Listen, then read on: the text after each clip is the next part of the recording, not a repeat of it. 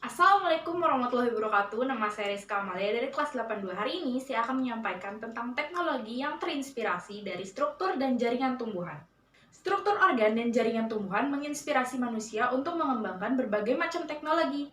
Penasaran teknologi seperti apa? Tonton video sampai habis ya.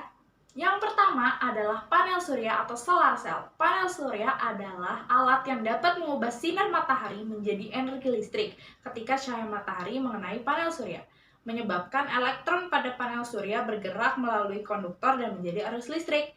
Mekanisme kerja panel surya terinspirasi dari cara kerja fotosintesis pada daun.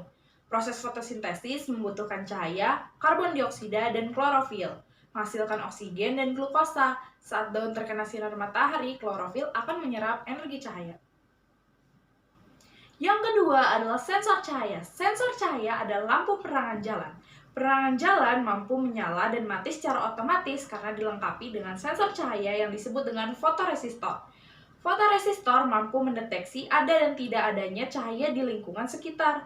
Saat menjelang pagi, matahari mengenai resistor dan mengakibatkan listrik mengalir menuju saklar. Saklar menjadi aktif dan mematikan aliran listrik utama sehingga lampu menjadi mati.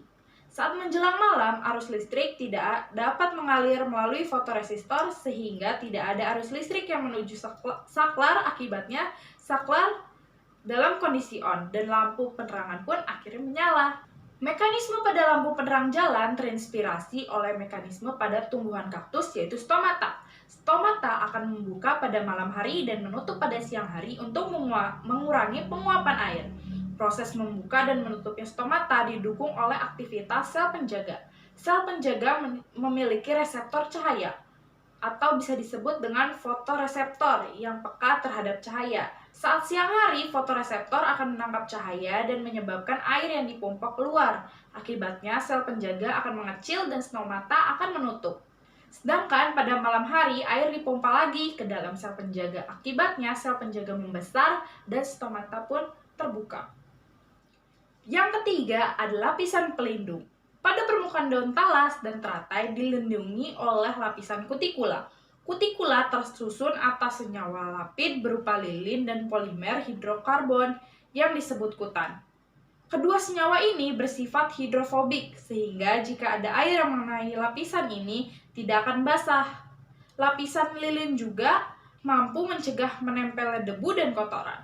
Mekanisme ini diadopsi untuk pembuatan cat, lapisan pengkilap, dan anti air, sehingga biasanya digunakan untuk cat rumah, semir sepatu, pengkilap mobil, dan perabotan rumah tangga.